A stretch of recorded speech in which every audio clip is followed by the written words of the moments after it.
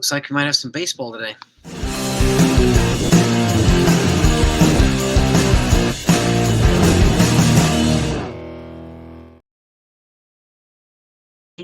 Happy Saturday. Hope you're doing well. So, Yankees have won the last two games. And, they lost the two prior to that, which I know outraged a lot of Yankee fans. And a lot of Yankee fans are up in arms about changing the lineup and so on and so forth. It's important to keep a few things in mind. Okay, this is the time of year to kind of tinker with the type of lineup that you want to have later on when it matters more. So expect more lineup tinkering and so on and so forth. So until they figure out something that they're comfortable with. But clearly, the lineups that people have been outraged with over the last two games have scored no less than 9 runs both games. So it's whatever they're doing is working. So, and I encourage folks, to let them do what they need to do. These people they're better at it than we are, unfortunately. So it is what it is. And a lot of folks express outrage, which is totally fine. But it's, when people speak from experience, it's different than when people who don't speak from experience, right? People who play the game, it's different, which is crazy too, because you can fail 70% of the time.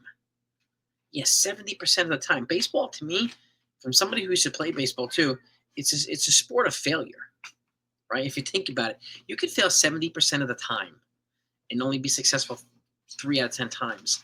And you could carve out a Hall of Fame career just on that metric alone, which is completely nuts.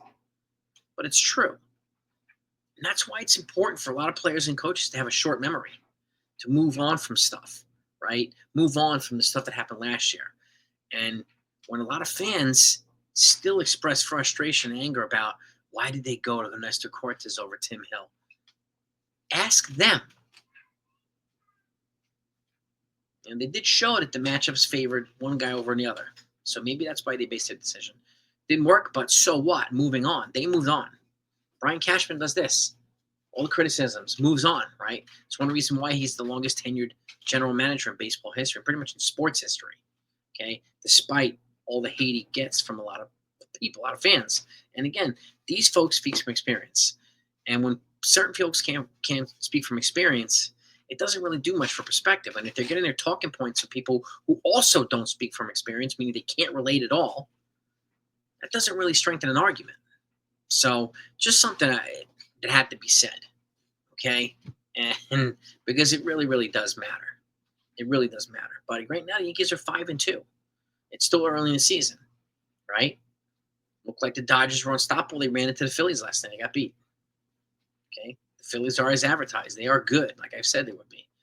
The Diamondbacks are good, too. And there are other teams that are going to be good. The Braves won their first game. So you never know what can happen. We're only a week and a half into the season, so there's a lot more baseball yet to be had.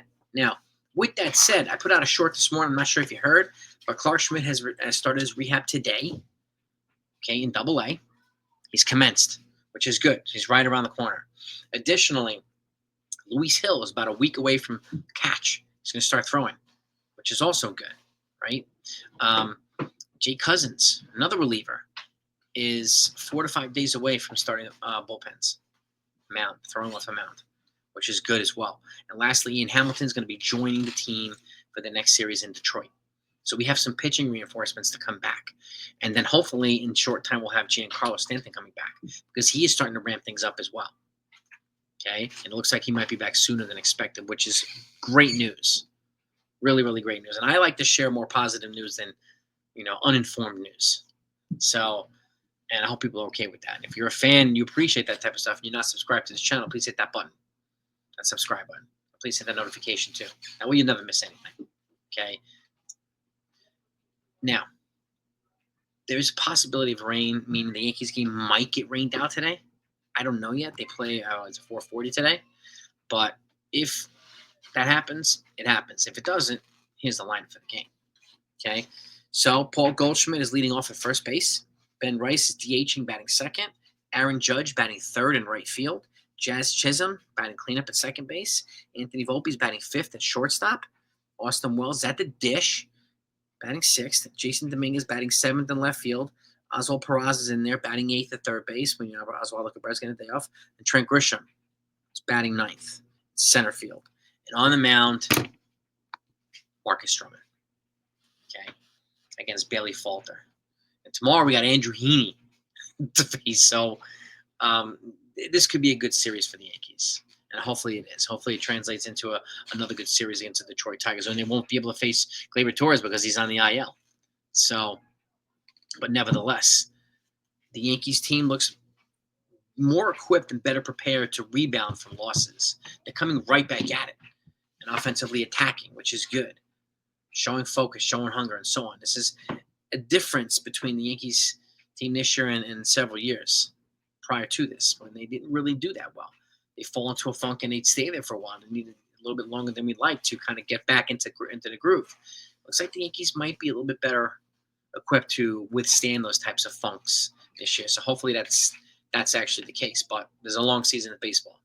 5-2, they play 7 games. There's still 155 left. So a boatload of baseball to be played. Okay. But I feel good about this line. But I do feel good about the pitching reinforcements coming back. And again, what I talked about in the beginning, I think it's important to incorporate into the thought process, into, why are they doing this? Why are they doing that? And if we're not in a position to ask them directly, then does it make sense to get talking points from other people who also don't ask them directly?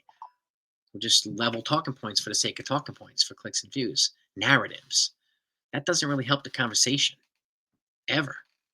Okay? Just feeding off of uninformed people, making emotional decisions based on bad information. Okay? People can do that. That's totally fine. I just like to live in logic and facts here. So, and I hope other people can be okay with that. And I understand if you're not, that's okay too. That's just my choice here. So, but that's the lineup against the Pittsburgh Pirates. Cody Bellinger's got a little bit of a stiffness in his back, so they're just giving him a few days to kind of loosen up his back before he's not hurt. So if you're hearing a talk about that he's hurt, he's not hurt. Okay, he's got a stiffness in his back that happens with players who swing the bat on a regular basis. Backs get stiff. Okay, so it's just part of that unfortunate component of batting, right? But I would expect him to be back either tomorrow or in the series against the Detroit Tigers. But right now, it's okay to rest him. It's a better time to rest him now so that it doesn't miss a significant period of time.